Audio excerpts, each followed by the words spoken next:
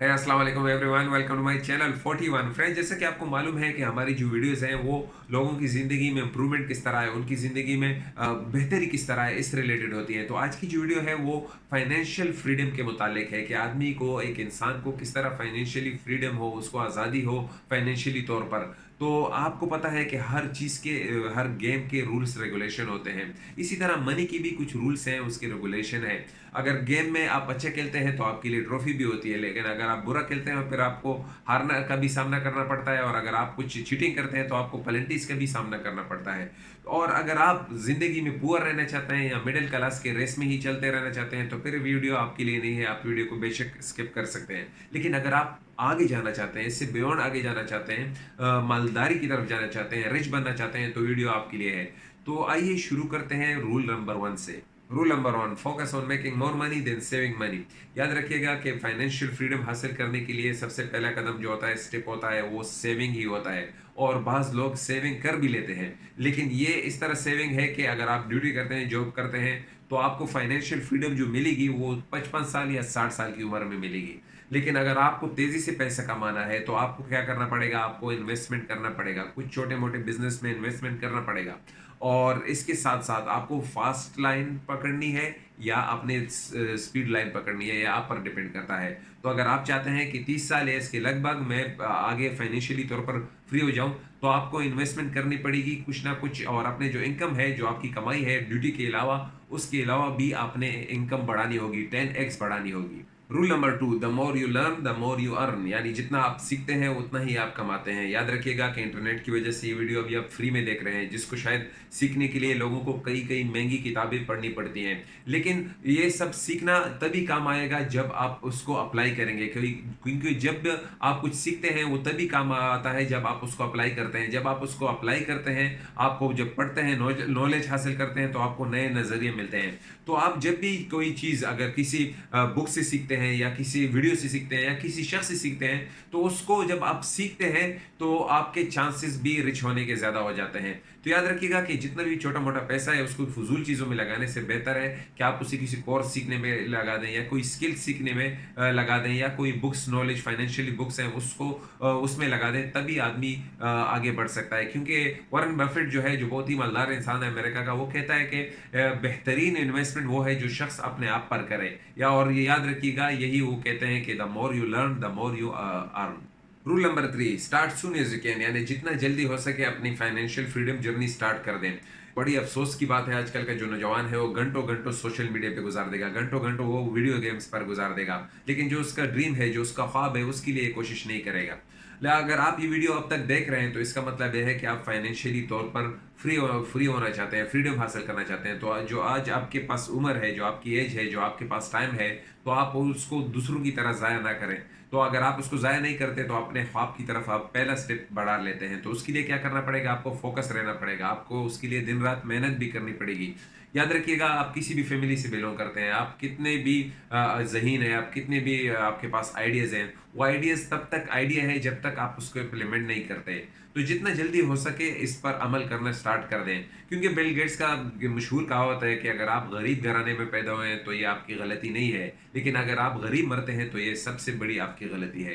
तो याद रखिएगा कि जितना जल्दी हो सके इसको स्टार्ट कर दें। Number 4, track your money. दोस्तों, इससे कोई फर्क नहीं पड़ता कि आप स्टूडेंट हैं, आप जॉब वर्किंग हैं, आप बिजनेसमैन हैं। एक जो आपने रूल अपनाना है वो ये है कि आपने अपने अपने पैसों का ट्रैकिंग करनी है। वो किस तरह करनी होगी, आपके पास जो एक्सपेंसेस है, आप कितना खर्च करते हैं, आपका मंथली बजट क्या है, वो सब हिसाब किताब आपने रखना होगा।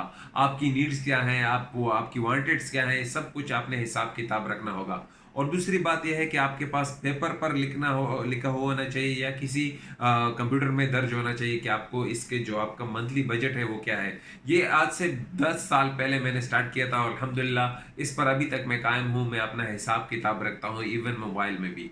Rule number 5, don't chase money, attract money.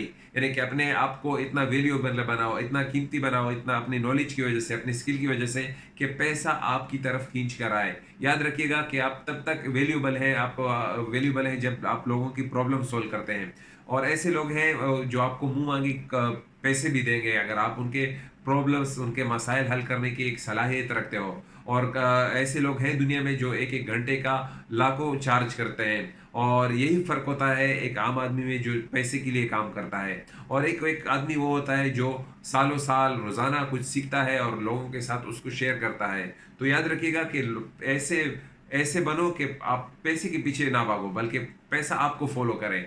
Rule number 6, stay poor until you really get rich. यानी कि बाज़ लोग ऐसे होते हैं, जब उनको पैसे मिलना स्टार्ट हो जाते हैं बिज़नेस से या जॉब से, उनको पैसा आना शुरू हो जाता है, तो फिर वो अपने पैसे का बेदरिया ज़ाया करना शुरू कर देते हैं, बेदरिया खर्च करना शुरू कर देते हैं। वो सब कुछ करते हैं जो उनके दिल में आता है, वो मोबाइल्स खरीदना, वो ब्रांड्स के कपड़े खरीदना, उस पर वो खर्च करना स्टार्ट कर देते हैं। और यहाँ पर ये भूल जाते हैं जो उन्होंने हार्ड वर्क के पैसा कमाया था, उनके ज़हन में ये था कि हम इस पैसे को कमा के इसको और इन्वेस्ट करेंगे ताकि हम फाइनेंशियली तौर पर फ्रीडम हासिल कर सकें। तो याद रखिएगा कि हमारा काम जो है रिच दिखना नहीं है, हमारा काम क्या है कि हम जो है फाइनेंशियली तौर पर फ्रीडम हासिल कर सकें। रिच लोगों का क्या है, आप देखेंगे कि वो जितने अफोर्ड कर सकते हैं उससे कम ही खरीदते हैं। तो आपको सब कुछ मिल जाएगा, अब आप इतना कुछ हासिल कर पाएँगे, लेकिन उस टाइम आपने पैसा जो जनरेट किया होता है या जो हासिल किया होता है, उसको और इन्वेस्टमेंट में लगाएँ ताकि आप उस गोल तक पहुँच जाए, उस फाइनेंशियल फ्रीडम की जो मैं बात कर रहा हूँ, वहाँ तक पहुँच जाए। तो ये आपने करना है, ना कि इस पैसे को बेदरिया ज़ाया करना जब आपको ये मिल जाए।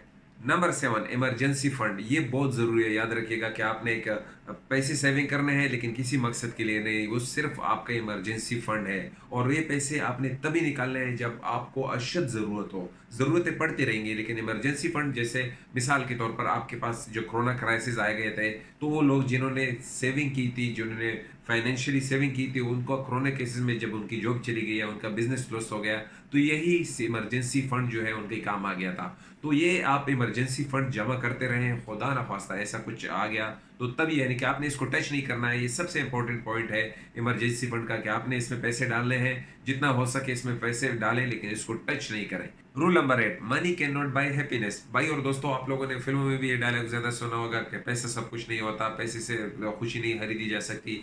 ये बात सच है, ओके, हम मान लेते हैं, लेकिन poverty cannot buy anything. तो गुर्बत तो जो है वो तो कुछ नहीं दे सकती।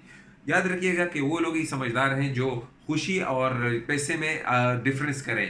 याद रखिएगा कि बाज़ लोगों का माइंड ये होता है कि जितना ज़्यादा पैसा होगा उतनी ज़्यादा खुशी होगी, और एक लोग वो होते हैं जो उनके ज़हन में होता है कि पैसा हमें खुशी नहीं दिलवा सकता, तो हमें पैसे की इतनी ज़रूरत नहीं है। तो ये दोनों माइंड सेट वाले लोग जो हैं आगे जाकर जो है दुखी होंगे। और याद रखिएगा कि पैसा जो है हमें फ्रीडम देता है, हमें कंफर्ट जोन देता है, हमें सिक्योरिटी देता है, एक्सटर्नल खुशी दे सकता है वक्ती तौर पर। इंटरनल खुशी ये होती है कि आप अपने दोस्त वगैरह से मिलकर भी हासिल कर सकते हैं। और ये जो माइंडसेट वाले लोग हैं जो कहते हैं कि भाई पैसे से हमें खुशी नहीं हो सकती, तो हबीबी ताल दुबई, दुबई आ जाओ, तुम्हें पता चल जाएगा कि पैसा क्या चीज़ है। तो याद रखिएगा कि अगर मैं ऐसे मजाक कर रहा हूँ, तो याद रखिएगा कि ऐसे माइंडसेट वाले लोग जो अगर इसमें डिफरेंस करना शुरू कर दें, तो ये सबसे कामयाब लोग हैं, कि पैसा और खुशी अलग अलग चीज़ें हैं।